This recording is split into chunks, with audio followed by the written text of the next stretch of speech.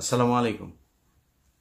আপনাদের কাছে একটু বিচার দেওয়ার জন্য ভিডিওটা তৈরি করছি। আসিফ নজরুল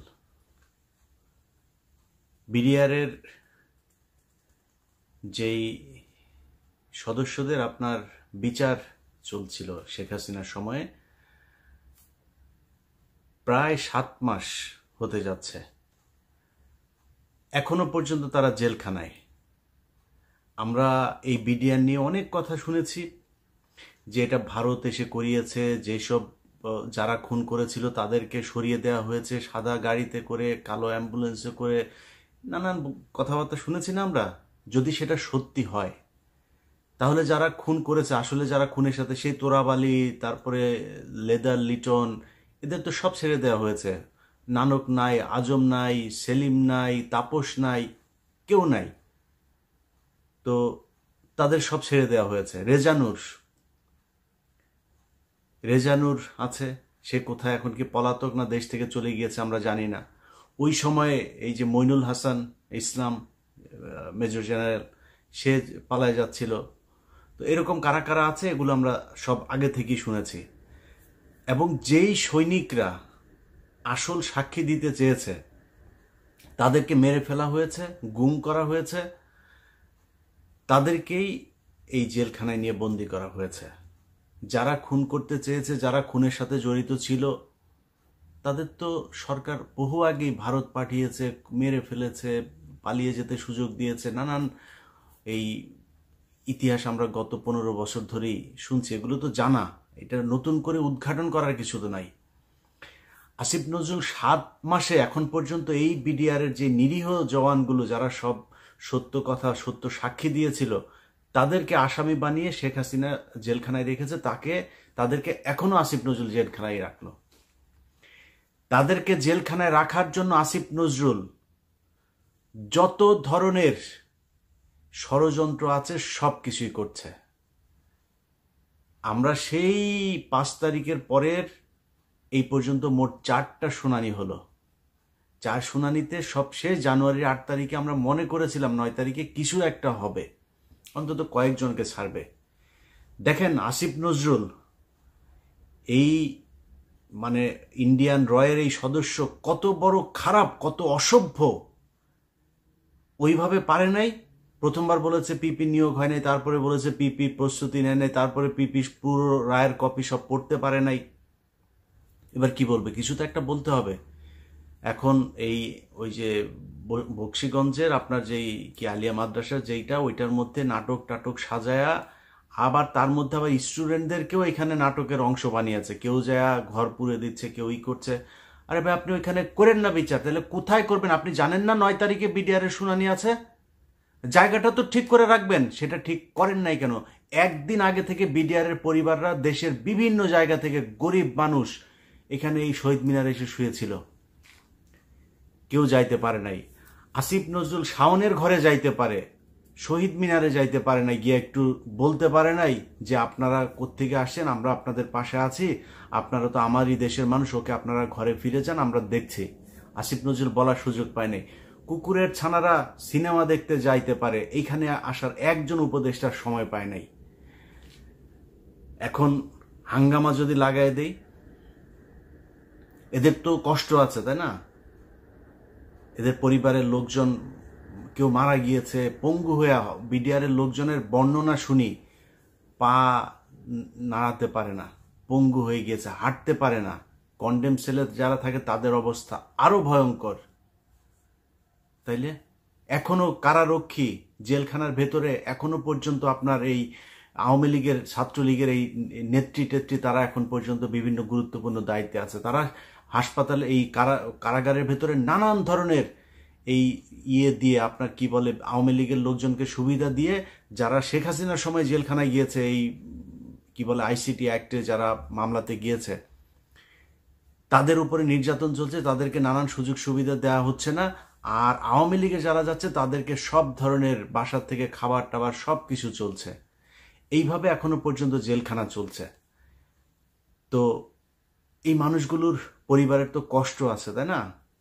এদের তো দেয়ালে পিঠ থেকে গিয়েছে। তাদের জন্য 9 তারিখে এই এইভাবে ধোকা দিল আসিফ নজরুল। তো 9 তারিখে আপনি আলিয়া মাদ্রাসার এখানে করবেন না, বক্সিগঞ্জে করবেন না, কোথায় করবেন? কোনো একটা জায়গায় আপনি আগে থেকে সেটা ঠিক করে রাখা উচিত ছিল, করেন নাই।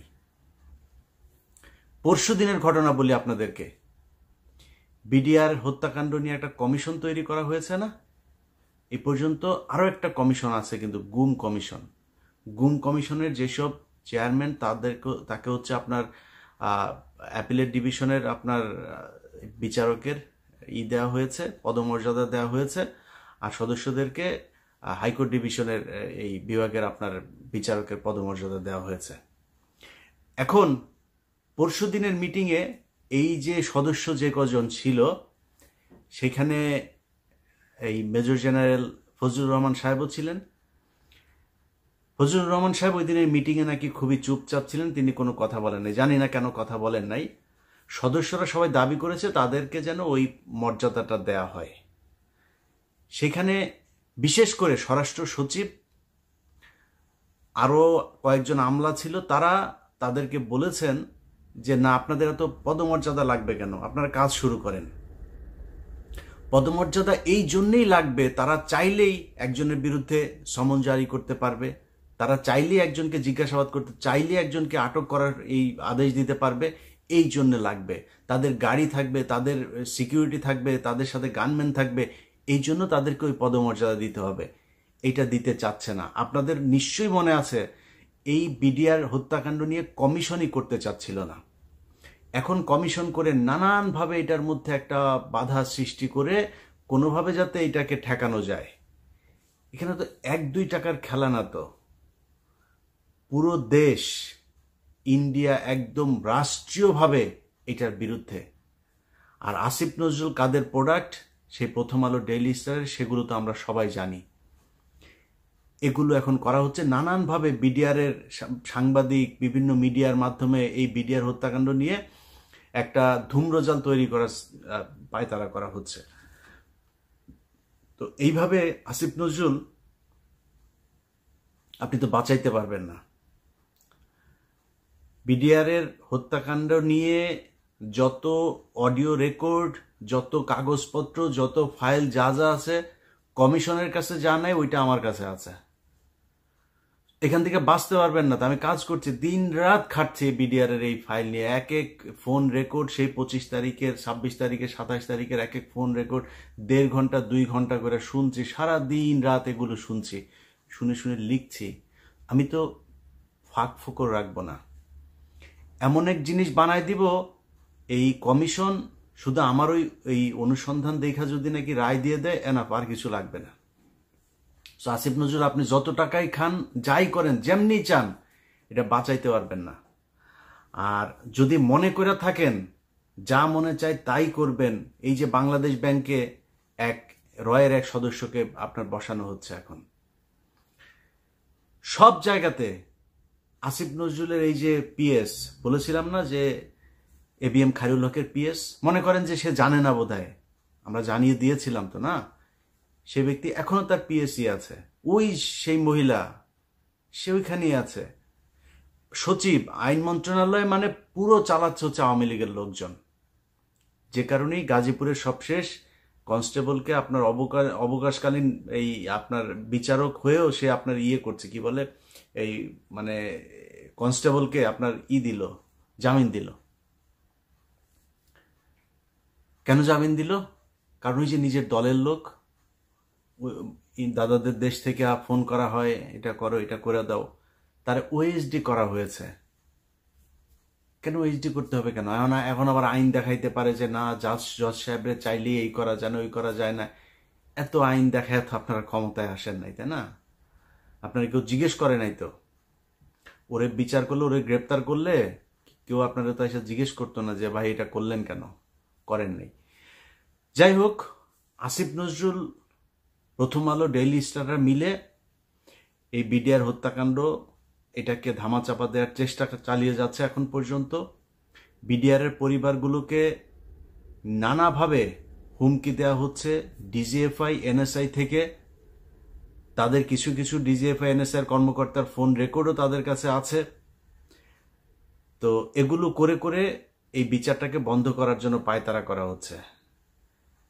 আসিফ নজরুল এবং আসিফ নজরুলের ছানাপোনা সবগুলাকে বলতে চাই, টাকা পয়সা কামায় তো ভোগ করবেন না, এই টাকা পয়সা তো বের হয়ে যাবে। অনেক আমাদের প্রিয় উপদেষ্টার বাবা পর্যন্ত গিয়া চাঁদাবাজি করছে, সেই ফোন রেকর্ডও আছে। বাপরে মাঠে নামিয়েছে চাঁদাবাজি টাকা কালেকশন করার জন্য। আবার এটার আবার একটা বৈধতা নিয়েছে, কিভাবে জানেন? ওনারা নাকি দল গঠন করবে, দলের জন্য টাকা লাগবে। আপনাদের অপমান করতে চাই না, নামগুলিও বললাম না, অডিও ছাড়ি না এখন পর্যন্ত। পরিস্থিতি এমন করবেন না যে সেগুলো ছাড়তে বাধ্য হই, তাহলে কিন্তু মুখ দেখাইতে পারবে না। আসিফ নজরুলের বিচির মধ্যে কামড় দিয়া বসা বসা আসিফ নজরুল যা বলবে সেটা শুনবেন, খুব বেশি দিন কিন্তু সহ্য করব না। খুব ভালোবাসি, খুব স্নেহ করি, অতএব একটু হিসাব করে চলতে হবে। আপনাদের কাছ থেকে কোনো তদবির করতে যাই নেই যে ভাই আমার ওই লোকের ছাড়াই দেন, এই লোকের ছাড়াই দেন, এগুলো করতে যাই নেই। আপনাদের কাছে দেশটা যেই কারণে স্বাধীন হয়েছে সেইটা চেয়েছি। প্রধান কাজ বিডিআর এর জওয়ানদেরকে ছাড়তে হবে। আসিফ নজরুল এই বিডিআর এর পরিবারের সাথে যেই শয়তানি করেছেন না, বিডিআর পরিবারে যদি উস্কানি দেই না, আপনার গদি বাঁচাইতে পারবেন না। এরকম কোনো পরিস্থিতি তৈরি করেন না যাতে প্রধান উপদেষ্টার বাড়ির ওইখানে যায় হাউকাউ করে। ওখানে কি করবেন? গোলাগুলি করবেন, করবেন, লাঠালাঠি করবেন, করে মারে ফেলবেন। এখন তো সেই দিন নাই যে গুলি করে মারে ফেলবেন, লাঠি মাটি মারবেন। ওরা লাঠি টাঠি খাইতে রাজি আছে। আমি চুপ করিয়ে রেখেছি, তাই চুপ আছে। সো এদের কষ্ট কিন্তু আমি নিতে পারবো না। মানে ওদের যে কষ্টটা, সেই কষ্টটা ওরাই বুঝে কেমন লাগে আমি জানি না, আমি বুঝতে পারবো না ওইটা। সো ওদের যে কষ্টটা ওইটা অনুমান করতে পারি। ওদের কথাবার্তা শুনলে বুঝি যে কত আগুন জ্বলছে। ছোট বাচ্চা, 6 মাস বয়স, সেই বাচ্চা এখন বিয়ে করছে,